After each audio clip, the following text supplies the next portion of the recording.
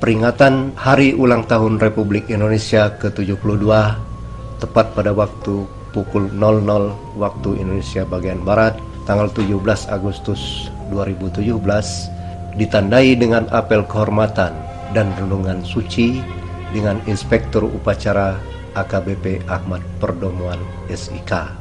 Kegiatan apel kehormatan dan renungan suci ini yang bertempat di Taman Makam Pahlawan Buairawan Oku Selatan dihadiri oleh Popo Ali Mortopo, Bupati Oku Selatan, diikuti Wakil Bupati, Ketua DPRD Oku Selatan, perwira penghubung, Kajari, Kepala Dinas, dan Satuan Polri dan TNI serta lainnya.